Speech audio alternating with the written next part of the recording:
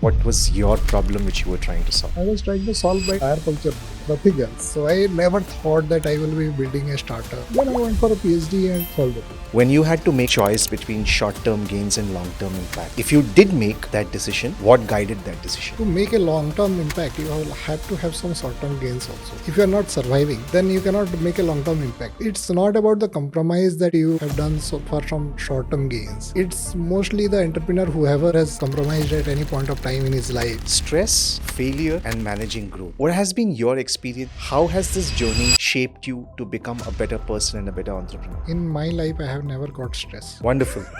So we've So got one thanks. person who hasn't had stress. Great. Fear of failure. If you don't have failures, then you have not tried anything. My journey, then I have failed few hundred times at least in making this technology. If you have fear of failure, then don't be entrepreneur. You are best suited for job. Are there international best practices when it comes to our tax structure, grants that we can adopt? Europe has a lot of grants for this kind of any sustainable technology and other. Wherever there is a good scope, people will go there. Ecosystem has to think that to retain talent, you will have to pay and you will have to create that kind of ecosystem that they will be working in your company. If I would ask you to choose between moral bankruptcy over intellectual bankruptcy, I cannot choose. if you could solve one global issue overnight, what would it be? Okay, I will try to solve the... Energy is precious, not just the kind that fuels our machines, but the kind that drives innovation. Imagine a future where every mile we travel saves more than it spends, where movement isn't just fast but wise. Look for the silver lining whenever a cloud appears in the blue. Hello and welcome to Between Us. Make every conversation count. In continuation with our Bharat Startup series, in today's episode, I'm in conversation with Mr. Sameer Panda, who is an entrepreneur, innovator, and redefining the way we think about sustainability and technology in startups. Sameer has over 2 decades of experience spanning engineering and entrepreneurship.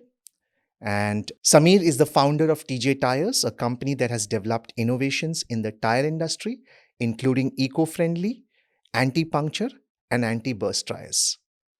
Under his leadership, the company has secured over 25 intellectual properties across India, Japan, and the United States. He's making giant strides in the sustainable and tech on eco-conscious solutions. Sameer, welcome to the show. Thank you. Thanks a lot. Before we get into the conversations around innovation and sustainability, I'd like to talk a little bit about your personal journey as an entrepreneur, as the founder of TJ Tires. So where did the idea of TJ Tire come in? So the journey started when I was in class 4th. Mm-hmm. So it was not about the TJ tires. In one newspaper news article, I saw that Bharat is buying tanks from Russia and it was very expensive. Mm-hmm. So I calculated the numbers and I asked my father's salary and I saw that it is he will not be able to buy a tank. Then I saw that there is a big steel factory near in Odisha, Rourkela steel plant. And I was wondering if there is if we have so much of iron ore and we have a steel factory, then why we cannot make our own tanks and why we are buying those tanks? Perhaps that idea got germinated sometime. Then it went on and went on and went on, and I thought that I'll do something by myself. Mm-hmm. Just doing job is not the end of the life, Mm-hmm. and then trying to solve my own tire puncture problem, I thought that let me solve the tire puncture problem. And then I saw that it is not just my problem, it is a problem of lots of people. Mm-hmm. And tire burst is a much bigger problem Mm-hmm. because if there is a tire burst, then there will be road accidents and people are getting killed because of the road accidents. So let us start somewhere, and we started TJ Tires. Mm-hmm. And TJ Tires is based out of Faridabad, right? Yeah. Okay. And what's your current team structure? So it's around 30-35 people working in TJ Tires at this point of time. And you have operations only in Faridabad? We have some operations in Tirupati also. Okay. Hmm.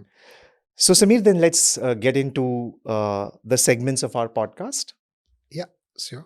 So, Sameer, we begin with our first segment, What Matters? And as the title of our podcast series suggests, the Bharat Startup Series, let's begin with the entrepreneurial spirit.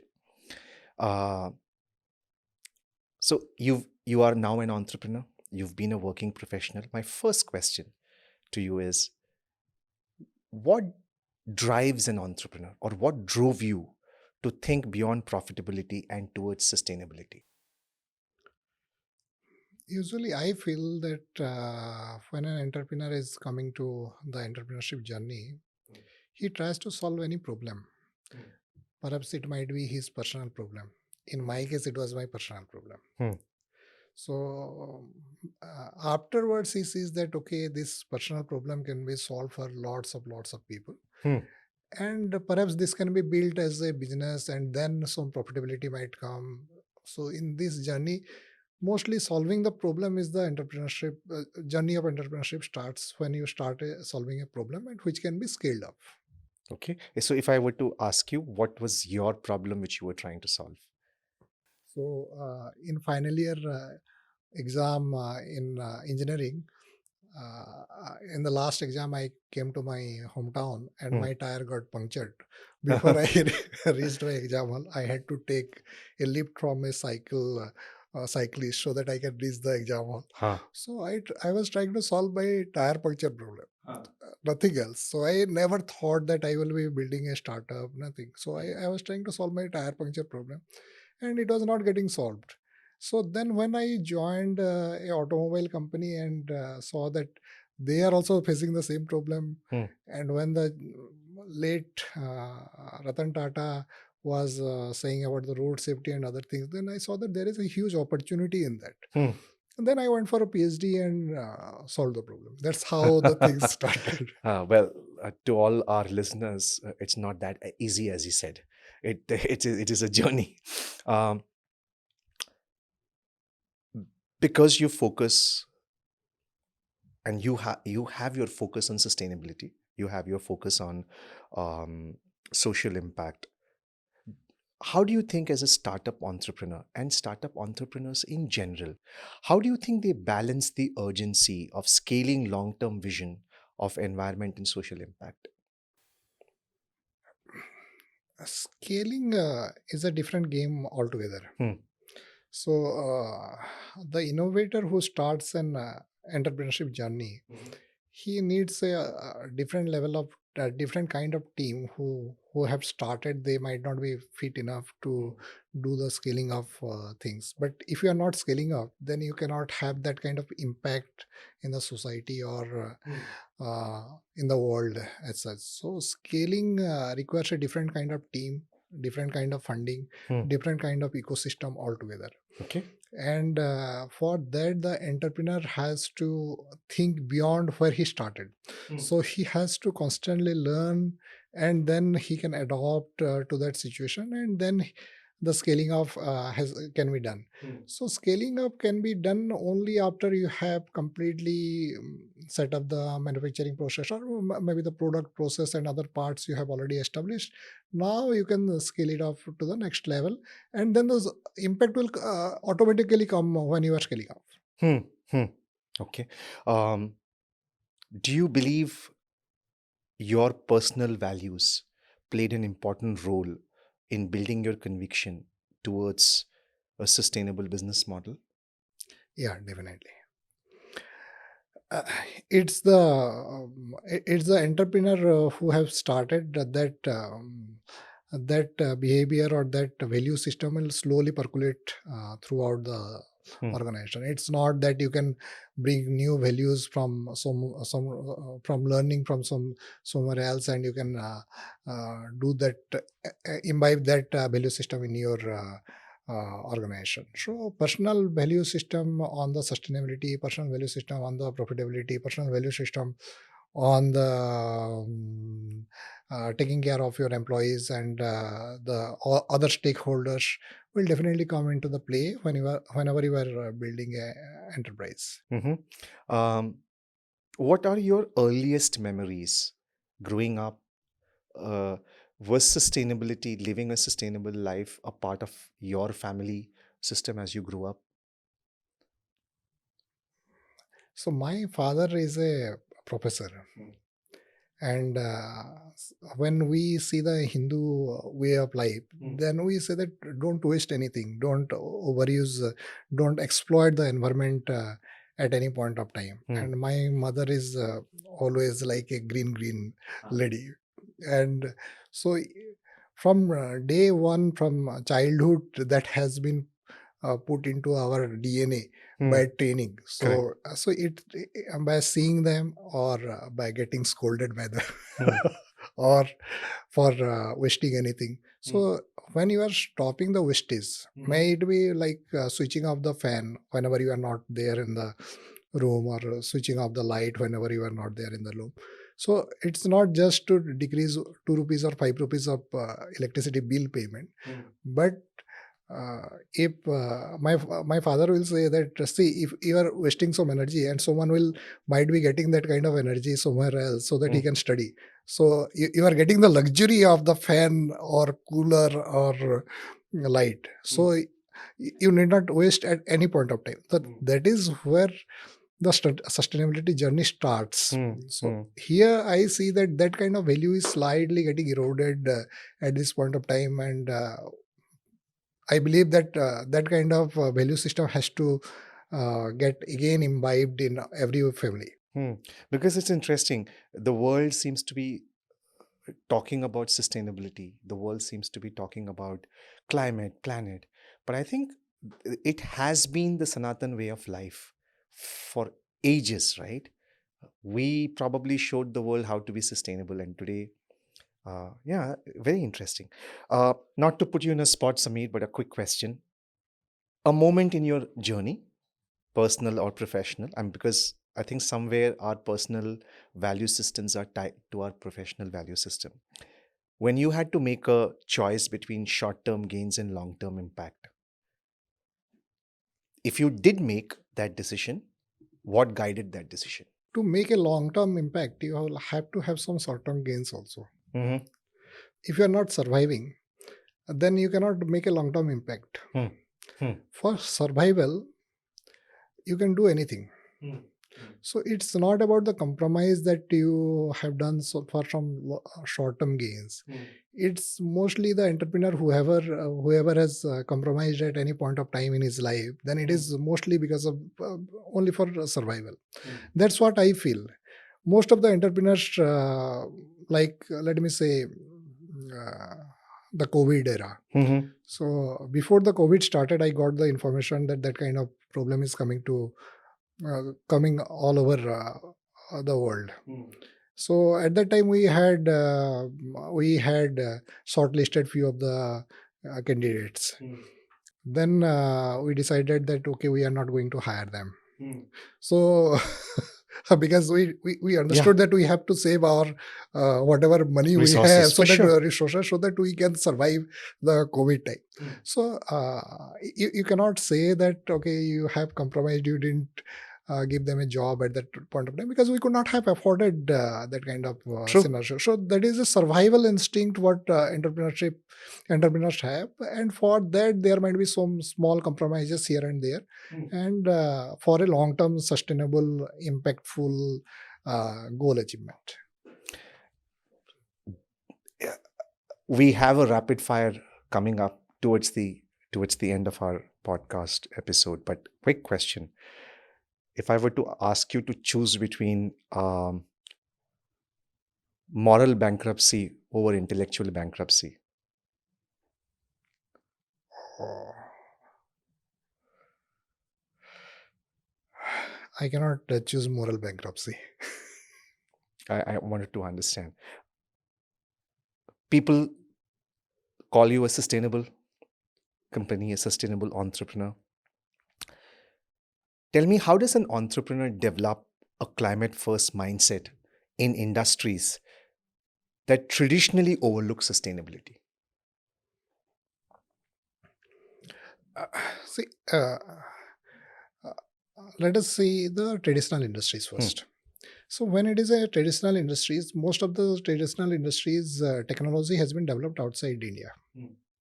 So may it be in Europe, or may it be in Japan, or may it be in US. Hmm. So they don't have that kind of.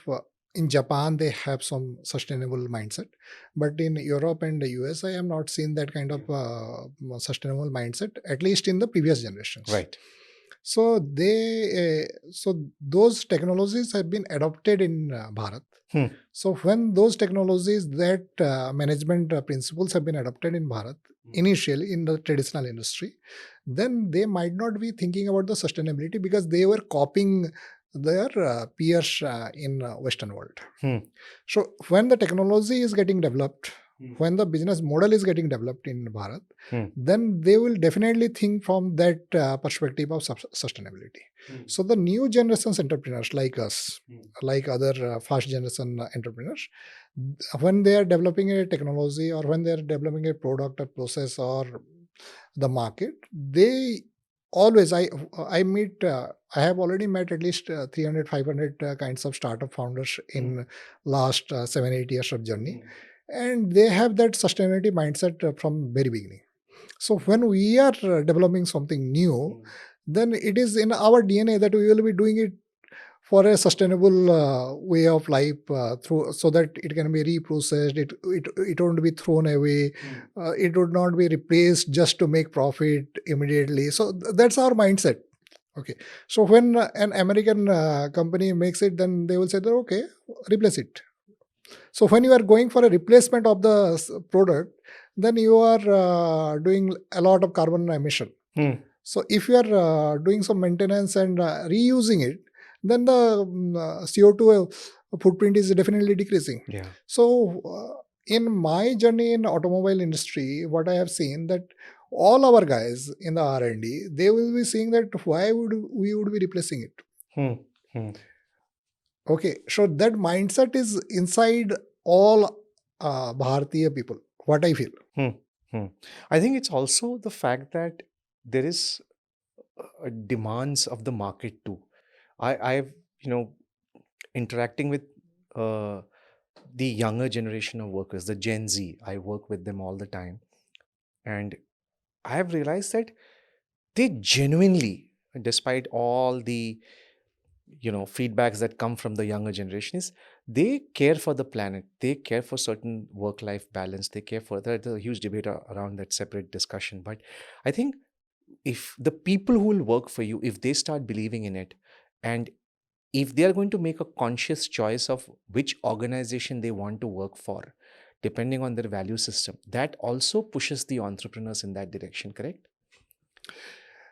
So Because the market so demands. I will feel I feel that at the top level in an enterprise, the entrepreneur might not be able to dictate terms from the middle to lowest level, but all those people who are working there, may it be Gen Z or may it be the mid-level manager guys, when this all the people are aligned to the sustainable goal, then it automatically happens. Yes. And thanks to the media, thanks to the podcasters like you who are creating quite a good amount of awareness about the sustainability, and this kind of awareness is definitely getting echoed in all this Gen Z. I will agree because I have two daughters, and they are also their thought process is also sustainable because my daughter said that can we not reprocess the tire which has been discarded. So I was thinking about the life cycle Yes. assessment and the other parts. Then the youngest daughter, who is around 9 years old, she said that why you are wasting the tire after it is getting old. There you go. So I think that is that's that's so heartening, right? That just Yeah. gives you. I want to ask you this, just taking this forward. Do you spend a? I know that you have to have the pressure of running the business, but do you get to spend a lot of time with other entrepreneurs when you talk to them? Do you also in some way nudge them towards, and not from your business profitability perspective, but from the community at large? Do you nudge them a lot to get into sustainable goals? I mean, the SDGs have been clearly defined. I'm not sure how many of those are being actually followed. So we meet whenever we meet entrepreneurs, then we usually discuss what kind of practices we are doing at our end. And if someone wants to adopt that or wants to learn that, they usually visit to other entrepreneurs' place so that they can learn it. So it's like self-motivated guys who are thinking how to do it more sustainable in each day or in each month of the business cycle. So we need not push anyone else. Hmm. And I was moreover, saying more of a gentle nudge, Does no, that no, happen? no, it doesn't happen. It doesn't happen. But when we discuss, then it definitely comes out. Hmm. So, like, I was not aware about the ESG funding and other parts a few days back. So, and when I met one of my entrepreneur friend, then he said that as you are doing this kind of sustainability thing, then why you are going for expensive fund rather than not going for the ESG funding and Yes, others. yes. So if you say that that is nudging, then okay, it Yes, might be. that is. Yeah. In many ways. Uh, I think we were talking this offline before the podcast started. And you agreed. So I definitely believe that even as a podcast, I feel we are a platform of conversations and stories. I think for us to be successful, community engagement is a must. I think without that, it doesn't work. Do you believe community engagement plays a very important role for a business to be truly sustainable? See, when you are doing community involvement, then the entrepreneur or the top management or the middle management, they get to know about the people more. So when you are in business, then you have a motive. Huh. So may it be profit motive, may it be sales motive, or something. Then or brand building a brand motive. But when you are getting engaged with community without motive, Hmm. at that point of time, you will definitely learn about the community, about the people, Hmm. and that learning definitely helps transforming yourself. And that transformed individual can definitely make a better judgment and lead in a better way. That's why I feel that community engagement is always good for all kind of entrepreneur. Hmm. So it's not just profit motive. Every entrepreneur at every level, might be small, might be medium, might be very large, they should always be getting involved in the community things so that they can understand the people's mindset, requirements, and other things in a better way. Okay. I'll take this question forward. How, as an entrepreneur, and this is since this is a part of a startup series conversation, how do you balance innovation and tradition to bring about a meaningful change?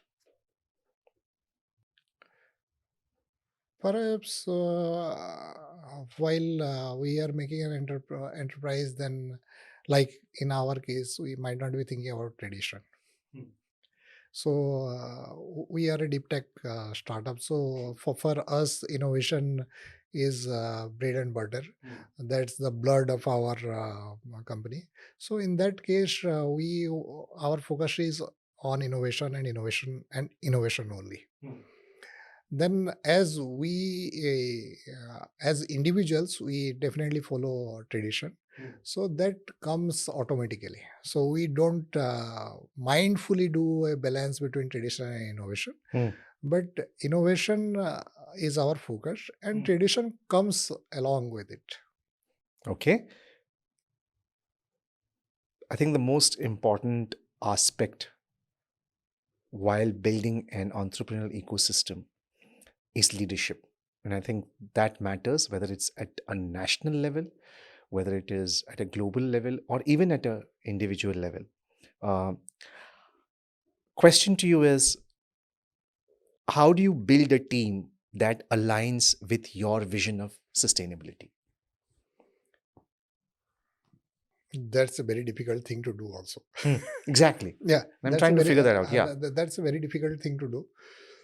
Uh, see, when I was a child, at the time, Bajpayee ji was the prime minister, and at that time he was saying about the sustainable growth and those things. And at that time, for the first time, I searched what is that sustainable growth, and I read a lot. On those time, there was hardly any internet. I read a lot of newspaper and all the articles. What kind of sustainable growth? What is he saying about sustainability? And then after reading all those things, I understood that okay, he's saying the same thing what Sanatan has been teaching us, or our parents has been teaching us since Yes. long. Yeah. And then when you see that in the business model also, when you see that if you are growing in such a pace that you cannot sustain that growth, then eventually you will break at some point of time, and you will just go down. There are lots of startups who just chase the growth, and without having a sustainable business model, they usually disappear from the business ecosystem after some time. And leadership, which is a very important aspect. And the leader, if the leader is not ready for 100 years or 200 years or kind of a thing, he is not looking, if he is not able to see that okay, my business would be running even after me, then he will never be building a sustainable business model with a sustainability ingrained in the business. All right. So when he is doing that, people will automatically come with that kind of mindset to him, because if someone is saying that without being sustainable, we can run like formula racing car and we will never stop, then those people will not align with you and they will leave. So those people who have the thought process like you, they will automatically stick to you. So you are a magnet. True. You are an entrepreneur, you are a magnet. So only the iron will iron will be joining you. The plastic will never join you. So you need not think that okay, I will have to bring that kind of team. That's what I feel. I will be running in as a magnet, and whoever comes to me, he would be a ferrous material. It would not be a plastic for sure. Yeah. I'll take a step back, or I would say, let me dig deeper. Yeah. Going to the person within the leader. The journey of entrepreneurship is a very emotional journey. As an entrepreneur, I feel, I'm sure you agree with me on this. Stress, failure, and managing growth. What has been your experience, and how has this journey shaped you to become a better person and a better entrepreneur? In my life, I have never got stress. Wonderful. So we've So got one thanks person to- who hasn't had stress. Great. Huh? So thanks to Swami Niranjananand Saraswati of Ji. Bihar School of Yoga. He is my guru. Hmm. And when I was in engineering, I had gone there for Diksha and I learned some yoga practices. And I try to practice every day. But let me be very frank. I usually practice 5 days or 4 days a week. But still, that is good enough to handle the stress. It keeps me cool. And even I feel that there is some slight stress, then whatever he had taught me on those days, I usually try to repeat it so that it would be coming down. So that's a very good thing what unknowingly I did in engineering days, and that is helping me till today. And the second part you said Fear of about, failure. And how do you manage growth? fear of failure. Right. So And if failure itself. and no, if you don't have failures, then you have not tried anything. True. Okay. True. So Yeah. so if you see my journey, then I have failed maybe a few hundred times at least in making this technology of puncture-proof, burst-proof tire. And about the sustainable manufacturing part, even I failed and I left. So I said that it's not going to happen. And I was sleeping, I was having fever, and I was sleeping at home. And my partner called me off, and he said that, Sameer, you just did some experiments and you are not doing anything after that. Hmm. Then, uh, then I said that, if you have time, you do that experiment. So I said that I did A B C D X Y Z, and it didn't work out. So why don't you try PQR? So he said that I am not able to understand. Then I wrote down what are the experiments you can do, and he did it. Hmm. And after 2 days, he said that it is successful. Then even with fever, I went there to see what kind of success we have. So we don't have the fear of failure. So if you have fear of failure, then don't be an entrepreneur. You are best suited for job. And if you are ready for at least hundreds failures, then come for entrepreneurship. And So when you finally taste success, how do you manage that, that emotional curve? Like it's like a bell curve, right? How do you manage that? Oh God, I finally tasted success. What's your immediate reaction to then it? when we find any success, then I see lots of challenges to implement it. So till That's now, a good one. I have not been able to enjoy the beauty of success at any Hmm. point of time. So once I see that, okay, the technology is working, then what to do next, Hmm. how it can be Hmm. implemented. So there are more challenges afterwards. Hmm. So failure is like, I will say that till you are failing, then you would be thinking how to make it success. And once you are successful, then you will try to find out how to make it sustainable and make the growth afterwards. Hmm. So Hmm. the journey never stops. Okay. So, taking that, because we are on leadership right now, and you come from an organization where you work, the Tatas, which is known for its workplace culture, right? At least on paper, and whoever I have interacted with, they speak volumes about the culture of the country. I think for me, one of the reasons why workplace culture, of course, it's important, and why a good workplace culture has a lot to do with inclusivity and equity in leadership. Um, I see more and more startup entrepreneurs focusing on that. It's also where when we talk about inclusivity, it's not just about the gender part of it, right? It goes beyond that. What are your thoughts on this? We are having so many conversations and conferences around inclusivity, equitable leadership. We are talking about how the workplace culture should reflect the way the world is shaping. Because I think in some ways, or in many ways, an enterprise and an entrepreneur reflects through their work reflects how the society around is shaping up. Do you agree to that? See, I have seen some of the, I have been to some of the conferences, and I have heard about this ESG part and the equitability from the Western perspective. Hmm. And if you ask me that,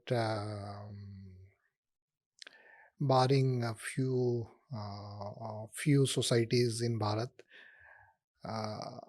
mostly the people think from the equitable ways, and only the political guys try to divide it Mhm. for their own benefits, divide the society into for their own benefits. Do you truly believe that in Bharat, our work culture is inclusive in many Yeah, ways? I feel Hmm. so. Working in at least 3 4 organizations before starting my entrepreneurship journey, I feel that it's all inclusive. No one asks you about your caste. No one asks you about your gender. So if you're good, then they will hire you. If you're good, then they will promote you. If you're not good, then you will be left behind. Hmm. So that's what it's merit based. If it is a private organization, Hmm. the government organization have their own bottlenecks to showcase that it is equitable and other things. I definitely do not agree with that. So it should be merit based.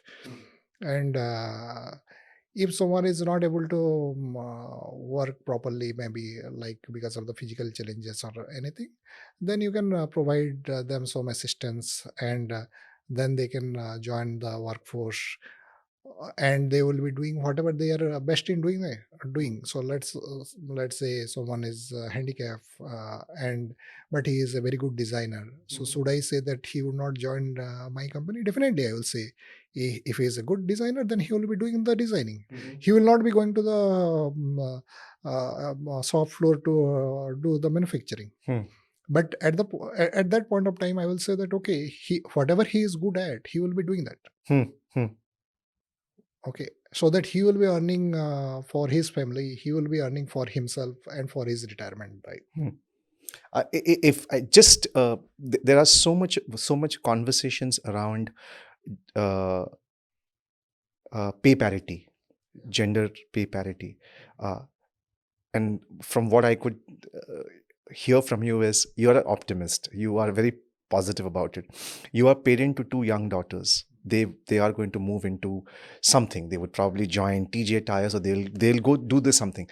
Are you hopeful that when they step into the in this world, it's going to be a more equitable world? It's going to be a lot better than what it is today. Okay, so if Bharat is not uh, if Bharat is not borrowing the value system of Western world, then definitely, at least in Bharat, it would be equitable for sure. And if the political narrative of dividing the society into different parts in the name of caste and other things is not that much, then definitely we will be in a more equitable equitable society. And my daughter are free to choose whatever they want to do. So I will not force them to join TJ.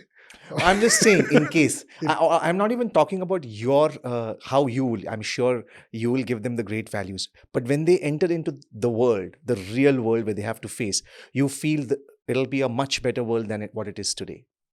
Yeah, definitely. Definitely. You're Because hopeful of that. yeah, because the evolution is always there. So what we were maybe 1,000 years back, we are definitely better human beings with a better value system today. So I feel definitely it would be a better world. Okay. Um, can you share a lesson during the course of, I mean, it doesn't need to be just you being an entrepreneur, even when you were working, um, a lesson from a leadership challenge that you faced that profoundly shaped who you are today?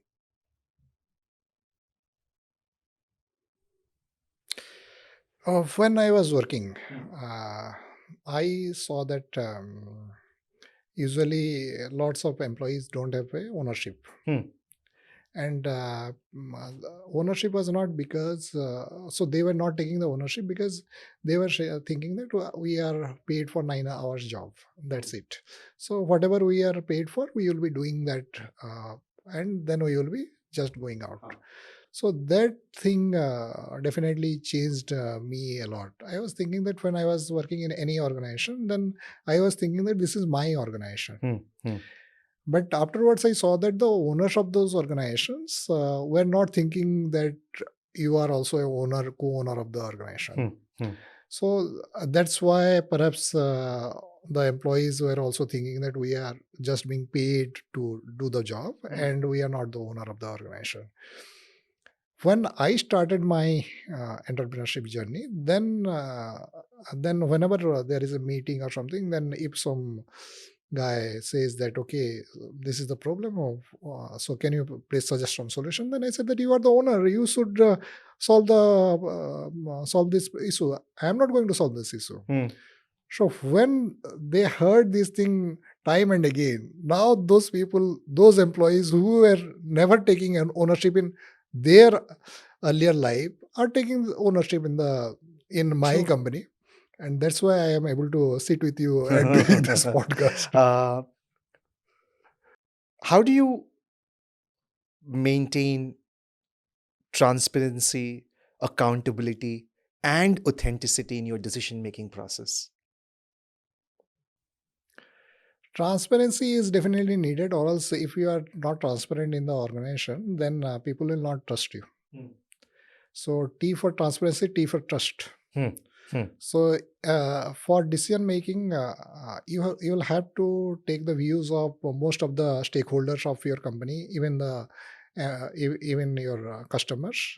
And if you are taking a decision based on the feedback system, and whatever you are deciding, if everyone knows about that, then there is a good amount of transparency. The second part you said about the Accountability and authenticity. accountability is so when you are taking a decision, so and then you are accountable for the decision, then The ownership is there. the ownership is there. And when it is decided among all of you, then it is a co-ownership of all the people. So it's not that top-down approach. So in that case, you will have to have so everyone has to be accountable for that decision, and then they try to make it work. And the other part, I don't know. The authenticity part of it. Authentic- When have there been have there been times when you've taken a decision and you've asked yourself, have I been honest enough? Have I been authentic enough in this? Or did I just, have you ever had that? Do you reflect on a decision you've taken? No. No. That's all I wanted to hear from you. Let's go to the, as a startup entrepreneur, let's get into, this is an important aspect. The government support systems. I think it's very important. Do you believe, and if so, yes, how does government support system influence the success of a startup enterprise? What are the current challenges? There were a lot of challenges. I don't want to go back to the past. In the current system, we talk about a renaissance of startup culture in the country. There are several unicorns being made. And I still can't figure out why the reference of unicorns. But one, the role of government and how important it is as a support system. And two, the current challenges. Here I will tell my a small little story. After passing from engineering, I started my first entrepreneurship journey, and my father kicked me out to do a job. So at that time, entrepreneurship was not sexy, and came and he spoke about startup. And when I left job and started the startup, I had less resistance from my family. So definitely that change has happened. Or else everyone would be behind some job at any point of time. Even if I wanted to have a startup or I wanted to have an enterprise from the beginning, but I couldn't do it because of the ecosystem or environment that was not ready for that at that time. Now coming to the next level, when you are doing some innovative startup, then you need funds, and you need a lot of funds, and that fund is not there. So it's not favorable for, like a sustainable or a deep tech startup. That fund is not there. So I hear the budget every time, and I see that there is 1,000 crores has been allocated, 10,000 crores has been allocated, 100,000 crores has been allocated. I don't know where that fund has gone. So where that fund is and who is getting that benefit. So see, we have got some government funding for sure. Niti Aayog has funded us for the technology development. Economic Times Power of Ideas has funded us because we are the winner of Power of Ideas.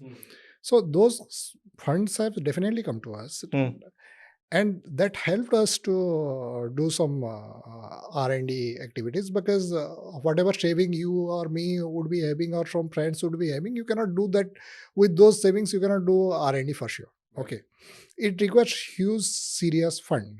So we got some funds, maybe 1 crore, 50 lakhs, 40 lakhs, like that. Okay, but if you want to do some serious stuff, that 10 lakhs, 5 lakhs, 50 lakhs, 1 crore is not going to happen. It is not going to help. So for that, there has to be a proper ecosystem where this risk taking work has to be can be funded. And if you think that an entrepreneur or a old school enterprise would be funding that, then it is not going to happen. Why? Because some guy's grandfather had developed a company.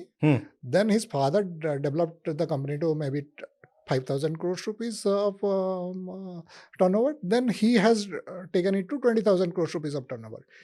This third generation fellow has not seen the journey of his grandfather, how he struggled. So the third generation guy might not be understanding what this new generation guy is trying to do it.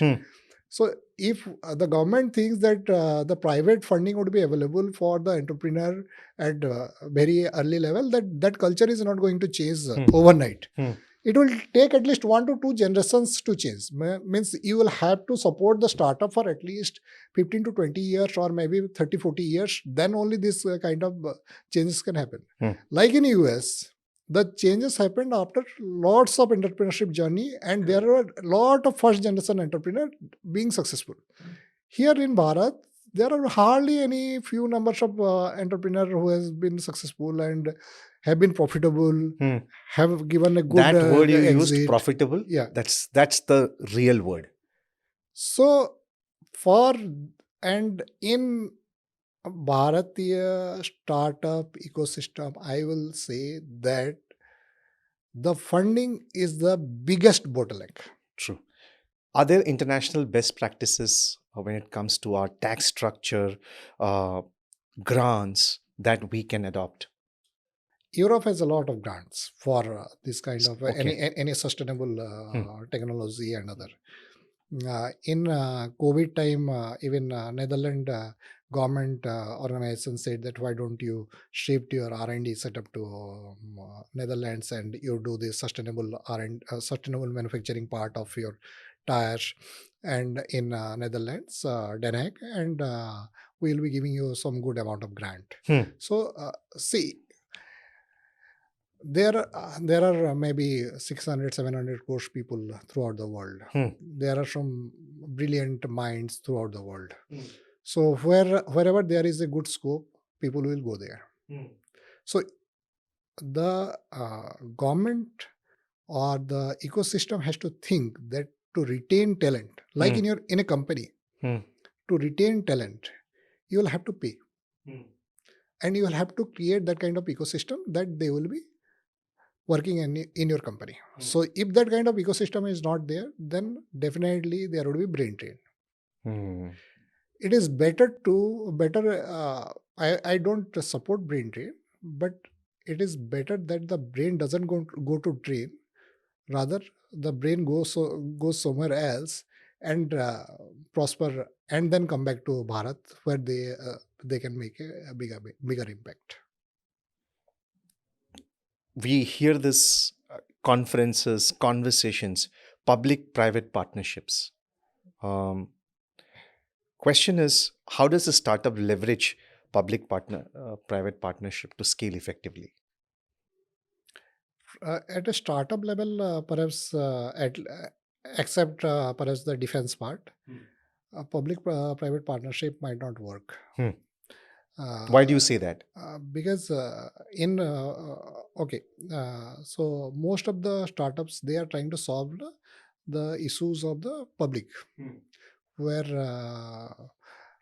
the government doesn't have any means the government doesn't have any say as such. So like let's say Flipkart, they are trying to solve the last mile delivery of the goods, so that even if you are in some small village of Saya or Devgaon or somewhere else, you can order whatever is available in Gurgaon or Delhi or NCR. Correct. So they are trying to solve that problem. That's what I understand. We are trying to solve a technology problem. So there is hardly any government say in that. But when it comes to the defense or the space sector, then there can be public-private partnership. So this question might be a good question for those people who are working in defense or space sector. You are an impact startup. What advice would you give to entrepreneurs who want to focus on impact but are definitely constrained by financial pressures?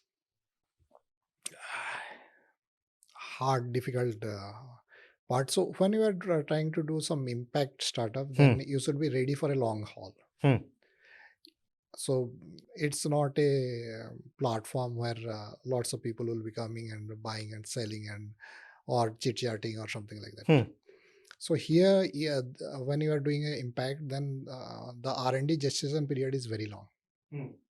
So if you don't have a deep pocket, Hmm. or at least you don't have a sustainable, if you don't have that kind of funds that you can sustain your family, then it would be very difficult task. Hmm. So I will suggest the entrepreneur that build at least some portfolio of your investment so that it can fund your family requirement on monthly basis, Hmm.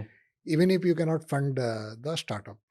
So if you are not worried about your daily grocery impact, grocery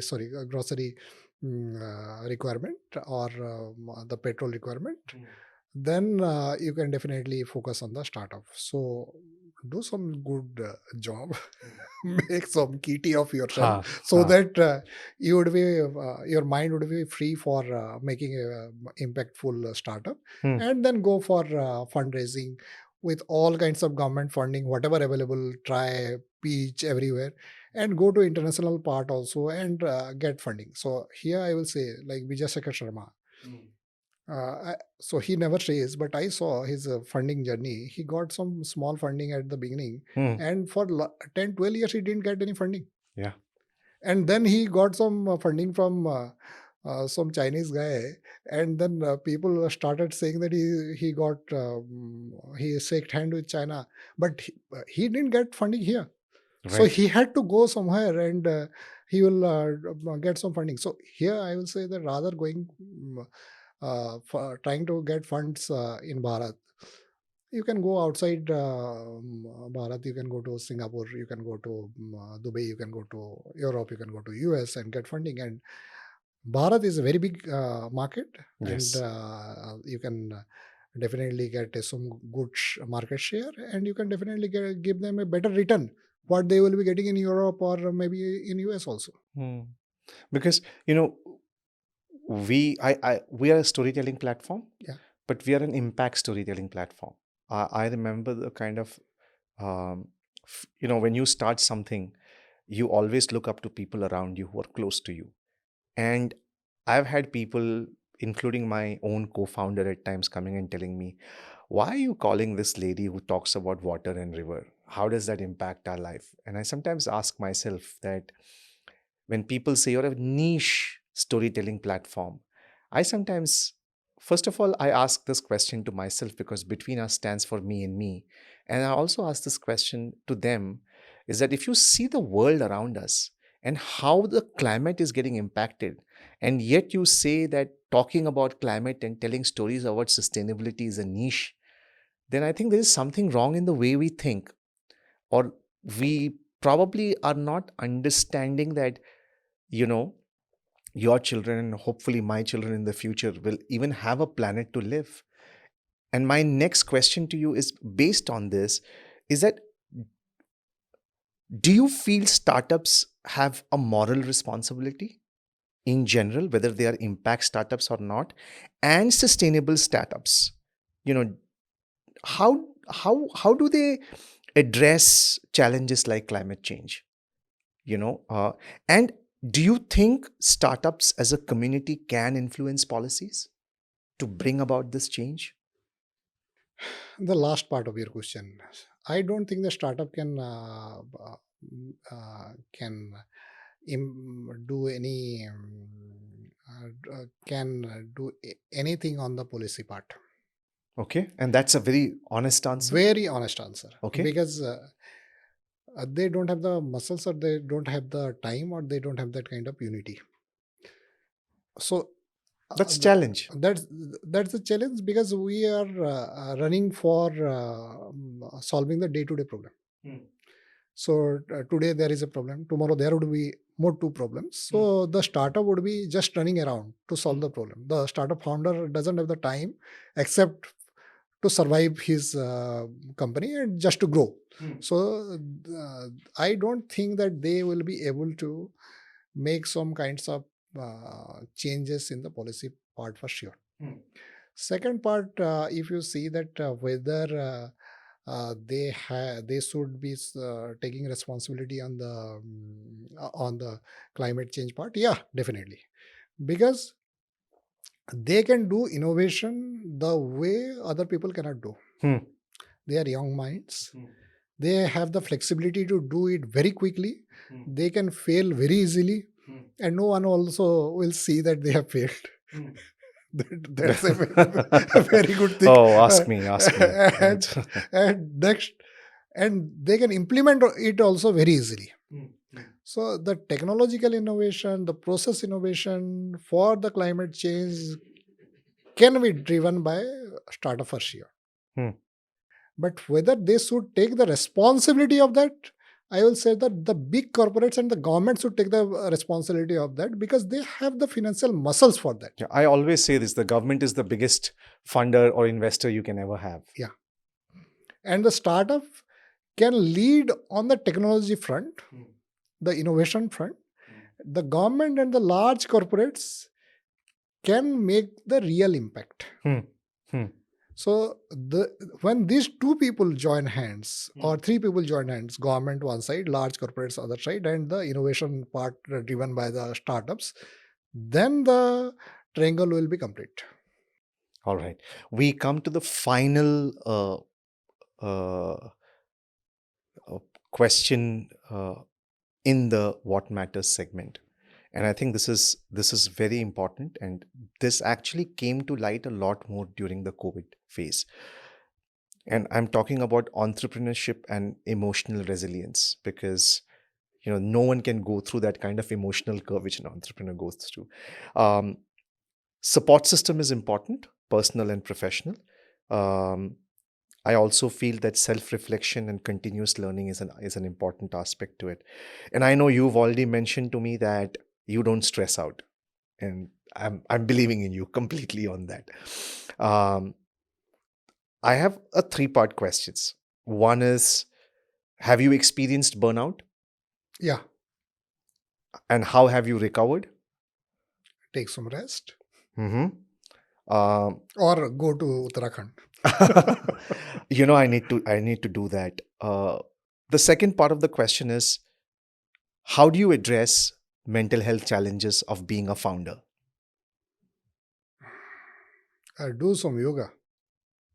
Hmm? That's it. Do That's some all? yoga. And so those are the practices and routines that help you stay grounded. Yeah, definitely. What's if as also being a mentor to young entrepreneurs, what would be your message to them? Not everyone may be doing yoga, not everyone. If there are some basic best practices or routines you feel they should follow. See, as an entrepreneur, you will have to work for at least 12 to 14 hours. Hmm. So if you are not giving half an hour at least for to yourself, Hmm. then you cannot run for a long period of time. So give half an hour to you. If you are not doing yoga, at least go for a walk every day. Hmm. Go for a walk, do some jogging or something. Or every month you can take one day at least rest. So earlier I was not doing that, and I was having burnout. Then my wife said that. So do you know? Have you calculated since how long you have not taken a day off? Hmm.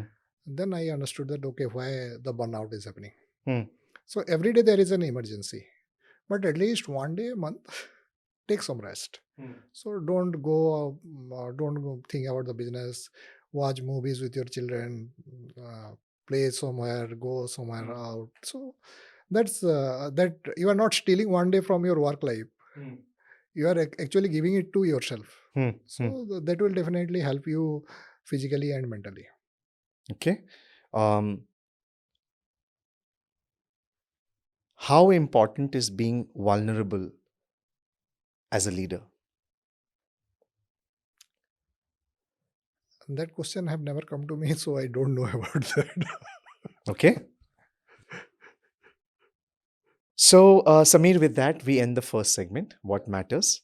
So, we begin with our new segment, Sameer, What's Brewing? And, and the term I itself was is. thinking that coffee is brewing. Yes. So, when we talk about this segment, and especially if we are talking about uh, the deep tech, the impact business you are in, we are talking about the intersection of technology and sustainability, right? Um, Innovation plays a very important role in addressing global challenges. My question to you is, how do startups bridge the gap between technological innovation and real world impact? The startup founders and the team are coming from the real world only. So, so they are coming from the real world. So they are trying to solve the real world problem only, and it takes time because they have to arrange the funds, they have to bring the team, and then they have to innovate. So let us suppose you are doing four work, then it takes more time. So if they would be focusing on two parts, then it would be the innovation can run on a very faster way. And when the startup guys try solve a problem, I feel that that is more nearer to the real world, solving the real world problem, than a very big corporate who is doing it based on the market research and then coming to giving the problem to some R&D guys, then they are working on that, and then they are trying to solve it. Here the guys who are on the ground, they are trying to solve the problem. So they are trying to solve the real problem, what they have faced, or what they have seen directly in it. Um, Whenever we talk about disruption, we talk about disruptive ideas, there is resistance.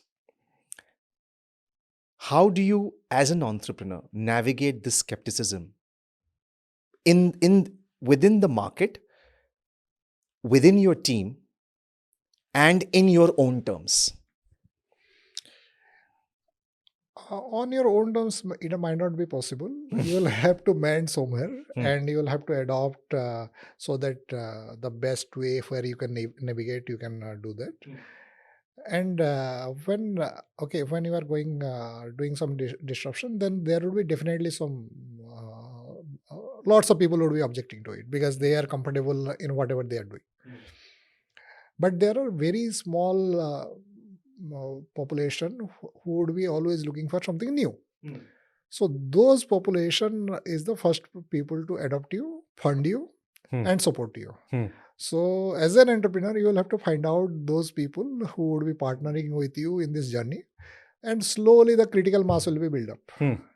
And once the critical mass builds up, then the journey goes on, and it is no more a disruption. It would be the new way of life. Okay, let me add on to this question. Do you think innovation solves systematic problems, or do you feel it requires a parallel cultural shift? Usually, see, I will say that when there is some innovation, then the culture also changes.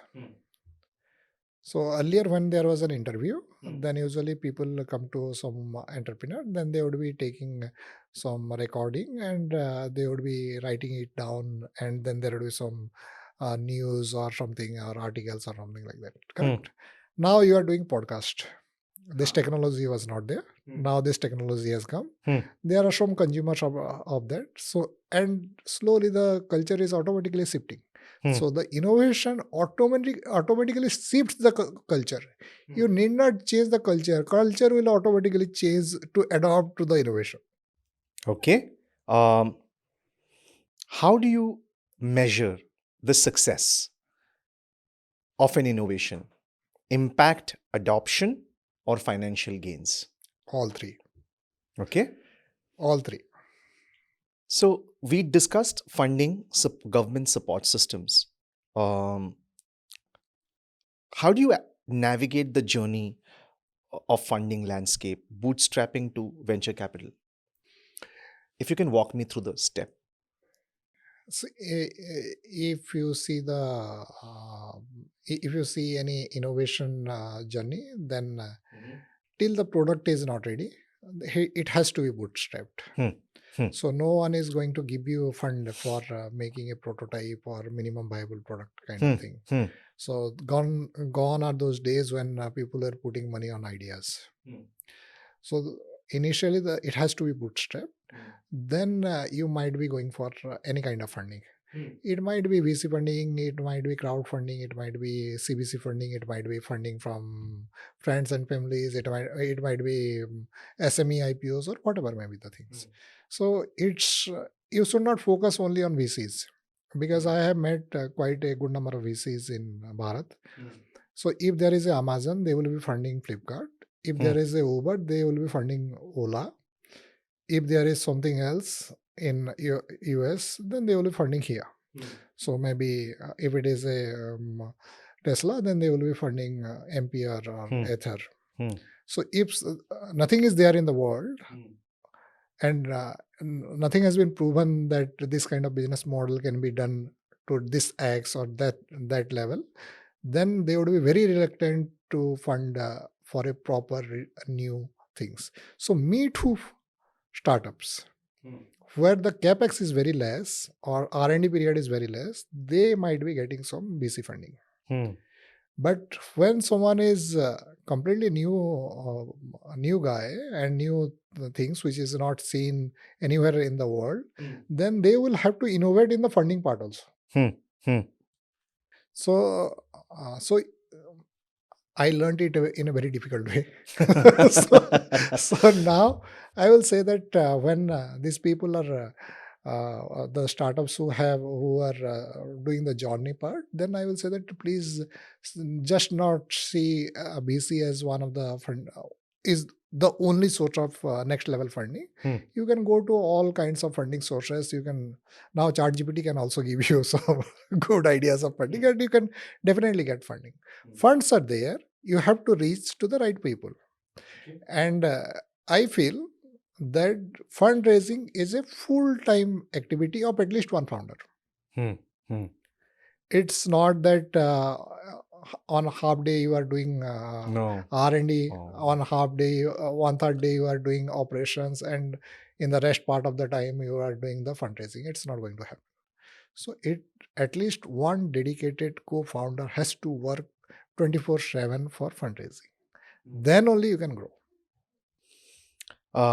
We did speak about in the earlier segment that securing funding, especially for an innovative or a sustainability focused business, is not easy. I have a two-pronged question for you. One is, how do you think government can improve its support system for startups in India? Number two is, what lessons can Bharat learn, especially the government, from the international tax and funding systems to better support entrepreneurship? Tax part I don't know, but what if you look at the existing structure, do you think do you feel that there are certain things from the international best practices we can bring into the table? I don't have much exposure on that international tax regime, but I will definitely say that decriminalization of GST part can definitely help the startup founders to give some confidence that tomorrow someone will not be knocking them and in the midnight and say that why you would not be going to jail or something. That is one part. Second is that income tax, even we faced that problem. We got investment, and income tax said that it is earning and you should give taxes to that. And there were notices after notices. And after 8-9 rounds of providing all the documents and 2 hearings, somehow some officer got convinced, and then they said that okay, we understand. Then that officer was So what Yeah. good enough? And after almost more than 1 year of fighting all these things, we could convince that it is an investment, it is not an income, and we need not pay the But taxes. the process should not be such that it's the mercy of a officer. The process should be such that Yeah. So I feel that in law, there has to be some changes that in law, there has to be some changes that all officers are not doing it in good faith. So if there are 8 times you have deposited the document, and the officer who is not known to you is saying that it is insufficient, just it is insufficient, I am not convinced. That's it. So if he is not, if he's saying that it is insufficient and I am not convinced, then he has to give a speaking order. Why he is not convinced?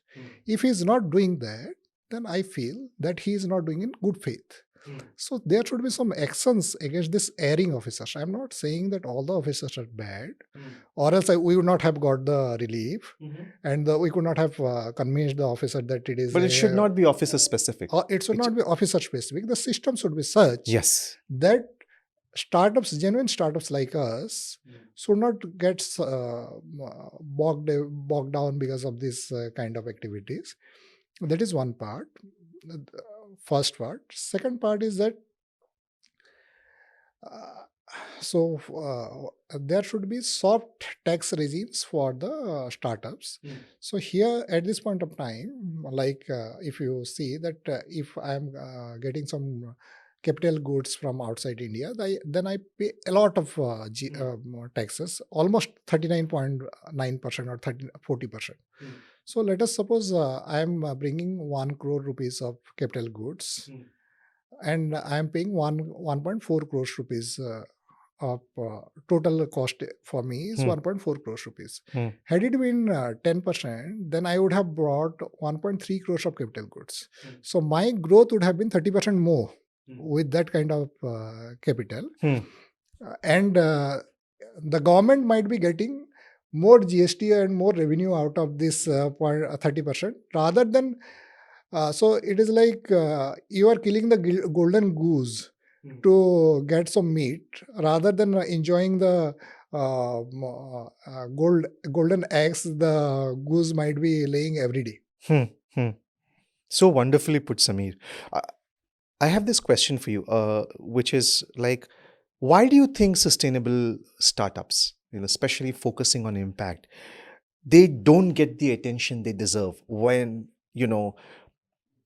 leaders and conferences, globally, locally, talk about sustainability, talk about being, making the world a better place? Why don't they? Is it because you are saying all of this as just as a lip service?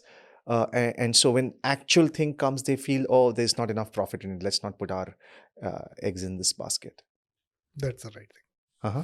So everyone wants quick returns. And in a deep tech startup, like Kevlar, that kind of technology got developed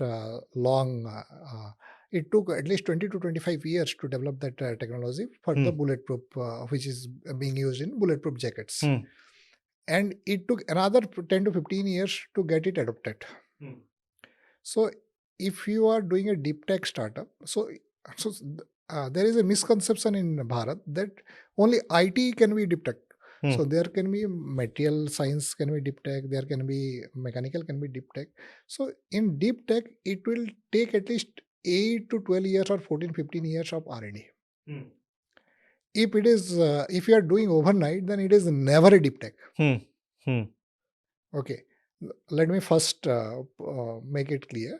Then when you are doing some completely new thing, then it takes its own sweet time for technology adoption also.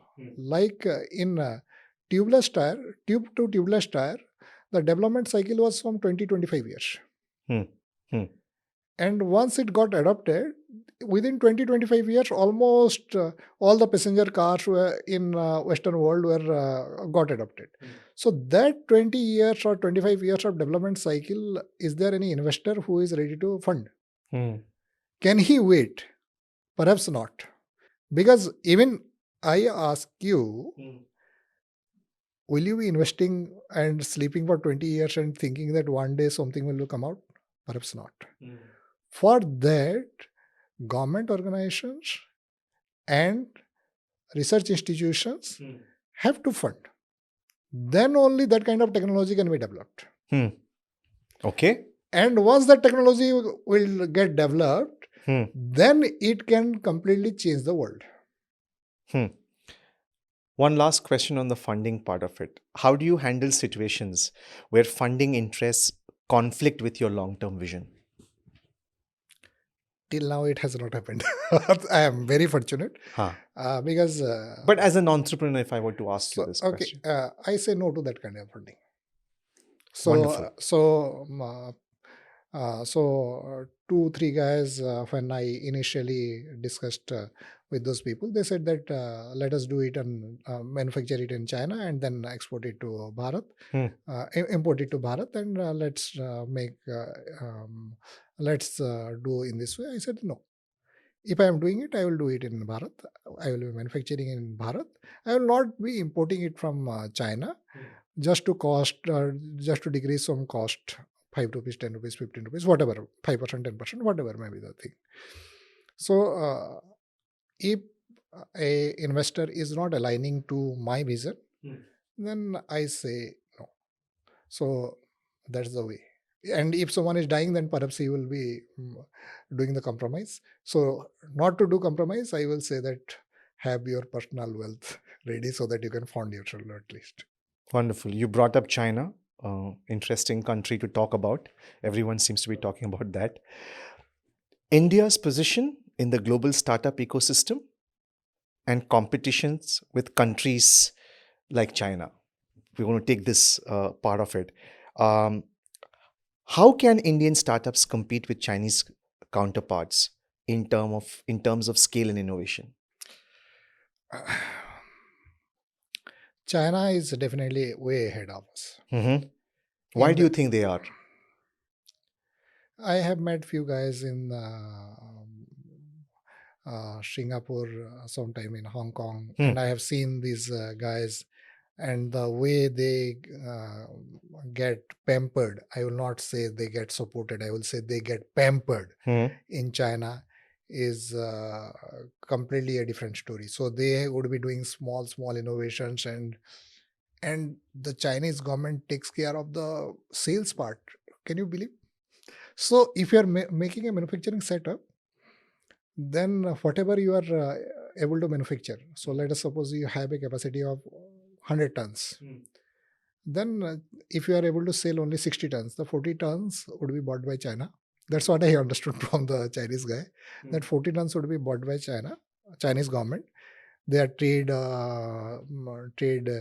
department or something. And then they will be selling it in different countries, may it be Africa, may it be in Middle East, or may it be in Asian countries, or may it be in Bharat. So if 30% or 40% of the pain of selling is taken care of by the trade guys, trade department, would you be worried about manufacturing? You will not be. Correct.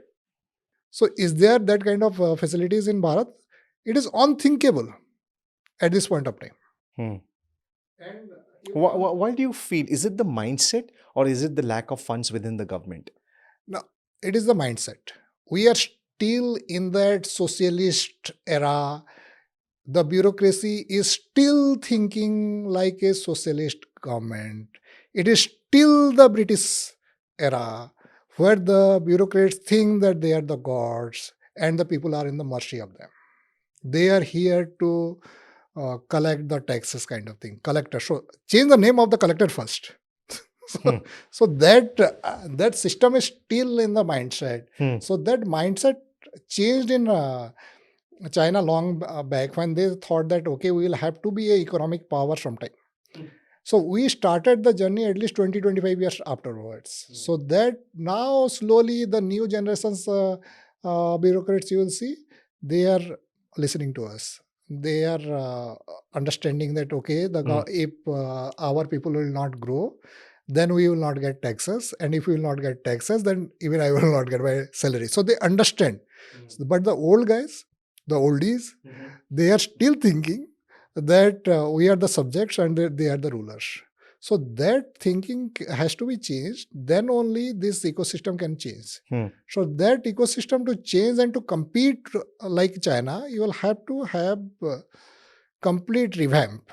And perhaps being that strong leader, he has to think in that direction so that this ecosystem can be changed in at least in next 5 to 7 years or 10 years. What industries do you think have the most potential to outpace international competitors? Defense and space. Why? Deep Because spaces.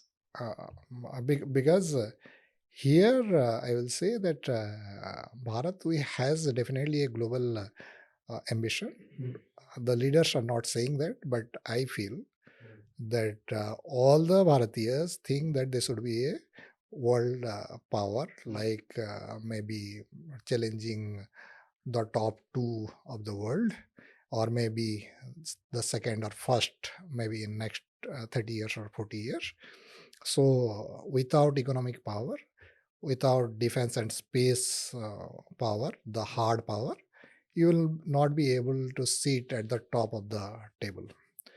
So if not today, then tomorrow or day after tomorrow, these two spaces, the defense and the space, will have lots of startup, and you will see they will be booming, and government will definitely support them, because everyone wants to be at the top of the table.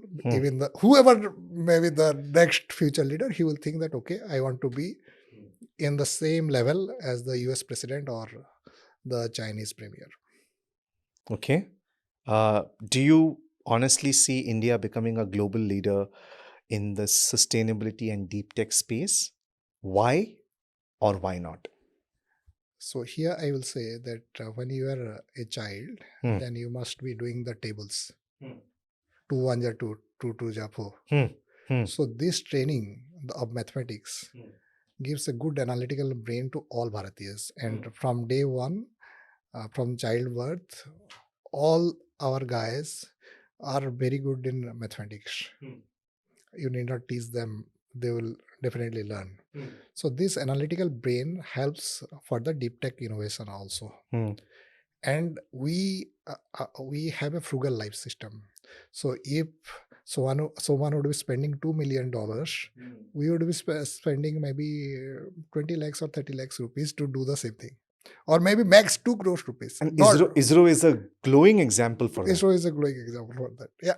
So that's why I am saying that what other people can do with billions of dollars of investment, we can do with a few hundred millions of dollars of investment.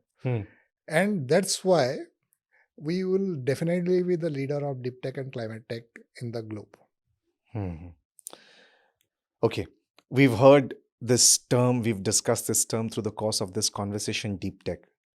And you are in that space. For the sake of our audience, for the sake of the most popular word today, relatability, how would you define deep tech? And why is it important for the future of startups? Here I will say that if Amazon is there, there can be a Flipkart, there can be a Snapdeal, or there can be a Ting to Tongue, something, some kind of things. And that kind of technology can be copied easily. There is hardly any entry barrier to that, apart from the funding. So funds cannot be an entry barrier as such. So if some technology is getting innovated, and the technology innovation and the IP, the patents are becoming the entry barrier, then only you can be a global leader. So to be a global leader, the startup founder has to work on the deep tech part. Maybe those startups who are profitable, they can put some part of the profit to development of the deep tech. May it be AI, may it be social media, somewhere. So that part will definitely. So I have a friend. He has put his company is profitable, and he has put 50% of his profit in AI. Okay, And I will say that when these people are start putting the investment in deep tech part, then definitely some new technology will come out Okay. after some failures, Ha. after some hundreds of failures maybe, but definitely come out. And then that would be the biggest differentiator from other guys. When you have a very good market differentiator, there is every possibility that you can be a global leader. And without that, you cannot be a global leader. You cannot just burn, and then acquire customers and you can be a global leader. It's not going to happen.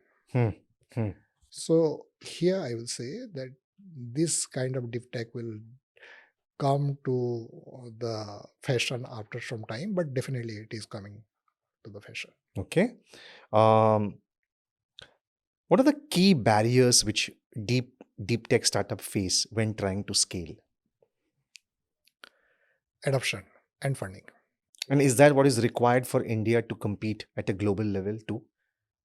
Adoption and funding? Adoption, we have 140 crores people, and at least 30 crores maybe the middle class. Out of it's almost the population of US. So I feel that at least 1% of the 30 crores is like 30 lakhs or something. Yeah. So this can be the early adopter of this kind of technologies. And for every deep tech, there would be some early adopters, maybe 30 lakhs, 40 lakhs, 50 lakhs kind of people. So finding that kind of people is a real difficult challenge when the population is huge, like 140 crores people. So this challenge, how to solve that challenge, I don't know. But some startup founder might be able to crack that issue. And once 2-3 people crack the issue, how to find out these guys who are ready to adopt the new technology, then slowly other people will also learn. Maybe by discussing with other people like what you are doing, by through podcast or some seminars or conference or personal interaction, and that adoption will start. Once the some critical mass of adoption is happening, then funding will come. If the Bharatiya business houses, family houses are not funding, then they are losing the bus.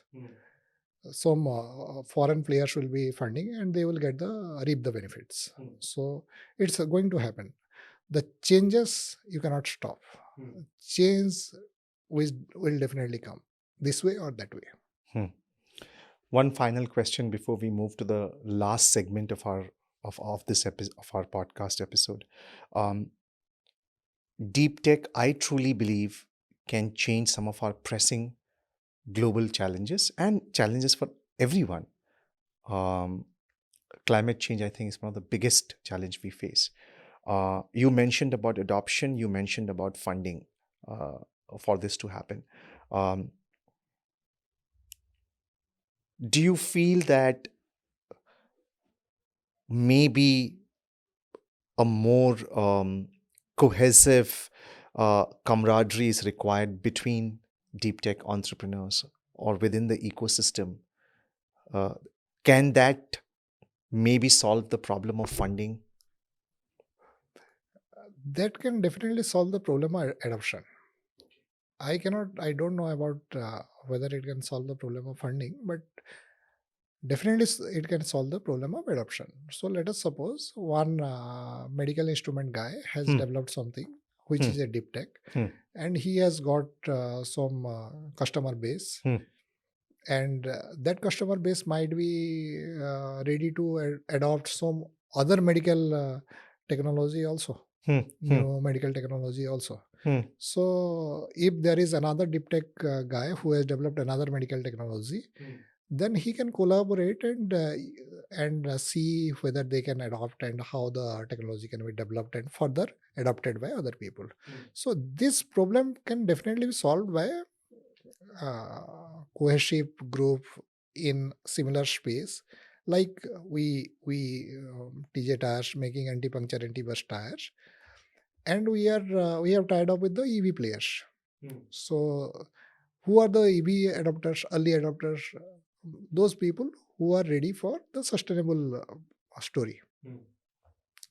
And those people who are ready for the sustainable vehicles, they are ready for the sustainable tire also Hmm.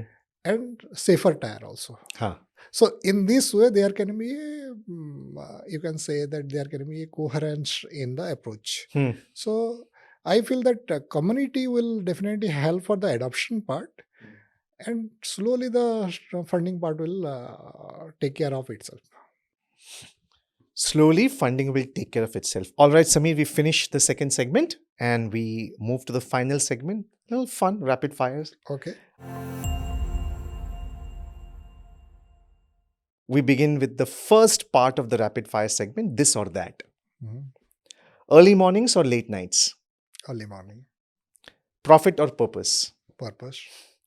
Impact investors or bootstrapping? Here I will say both. Work-life balance or full speed hustle? Work-life balance. Are you able to do that now? Yeah, 12 hours of working and 12 hours of home. Innovation or impact? Innovation. Climate action or community empowerment? Climate action. Startups or corporates? Startups. Data-driven decision or intuition-led choices? Both. Okay. Urban innovation or rural transformation? Both. Okay. If you could solve one global issue overnight, what would it be? Okay, I will try to solve the reuse of the battery. Okay. What's one quality every entrepreneur must have to succeed? They should be ready for failure. Mhm. What's a failure you're secretly proud of? Okay, my when I made my first tire and put it in my Ford Icon, Uh-huh. it ran for only 1.5 kilometer.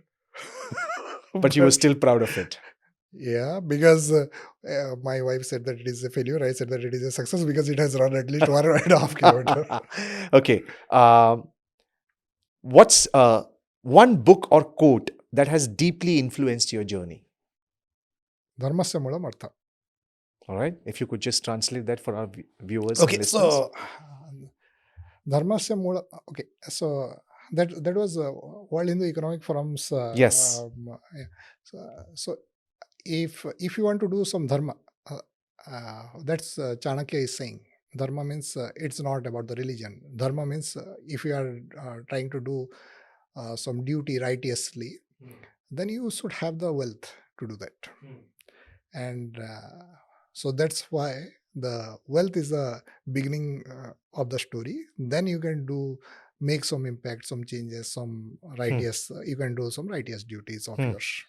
In fact, the philosophy of World Hindu Economic Forum, and that's where we met. I like the fact that if you really want upliftment of the community, economic upliftment is absolutely necessary. Yeah, I completely agree. Yeah, yeah. If you had to teach one skill to every new entrepreneur, what would it be? Communication skill. Mm-hmm.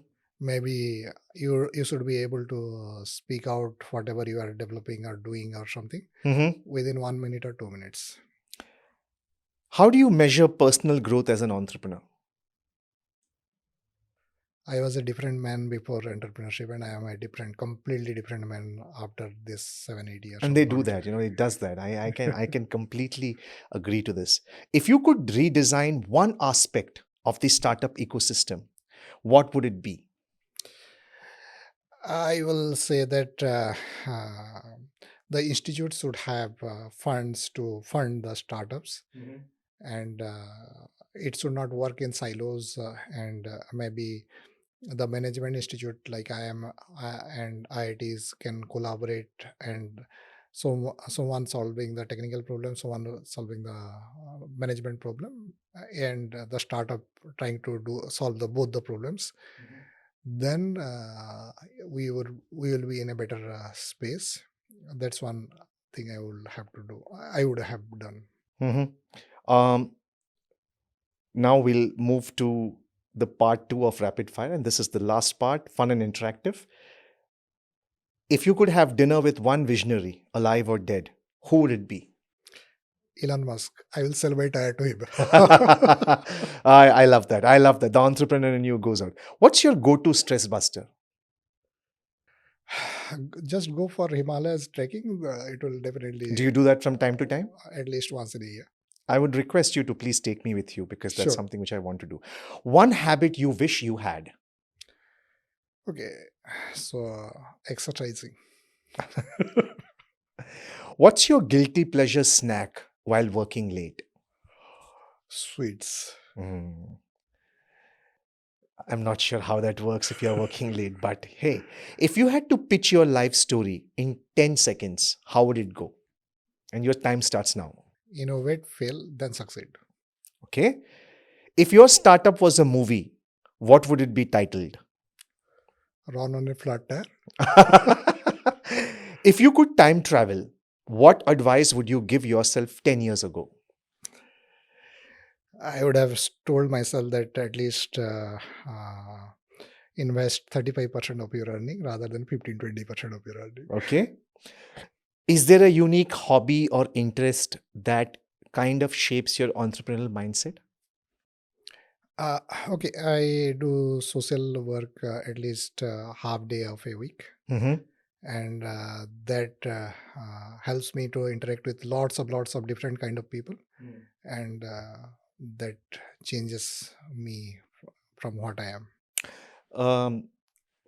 Kind of a personal question, but I do have this conversation because many entrepreneurs have shared that with me. Did becoming a parent make you a better entrepreneur?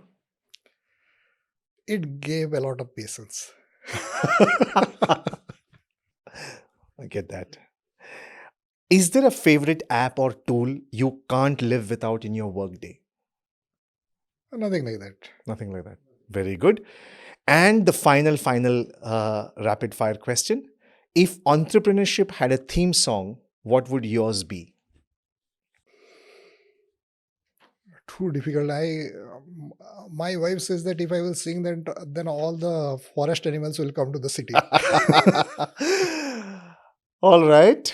No comments. I'm told that you should not comment on your any thinking of your better half. So, Sameer, thank you so much for your time. Thank you. Thanks a lot, Santosh. Uh, And discussing with you, I am completely satisfied because your name is also Santosh. Thank you so much. Thank you. So that was Sameer Panda. He is the founder, CEO of TJ Tires. But I think today's conversation was less about the founder of TJ Tire and more about uh, the values what an impact enterprise can create in our society. It's also about why sustainability is not just a buzzword. It should be a way of our life. And I think we also spoke about how our personal values can shape our professional values. We spoke about why deep tech is not just another technology, but how it can actually bring about societal changes and address global challenges. So that's it from here for today's episode. As I always say in our conversations, that between us is about the first conversation we have with ourselves. It's about stories that we tell ourselves for the first time, whether we begin a personal or a professional relationship, whether we build a new habit, whether we want to bring about a personal growth. The first conversation we have is with ourselves. I think today, the most important conversation we need to have, if we are not having, is about how do we live a sustainable life, not just for us, but for the future generations to come. So, Sameer, once again, thank you. Thank you. Thanks a Thank lot. you for being a part of this this very special Bharat Startup series. I think we need more entrepreneurs and mentors like you. And so that's it from the studios today. And as always, stay safe, stay healthy. Thank you for listening to this episode of the Between Us podcast. This podcast was recorded, edited, and processed at Metrol Studios in Noida. The producer is Santosh Kumar, and the associate producer is Sameer Kamle. The Between Us podcast uploads episode weekly, and we'll see you next time.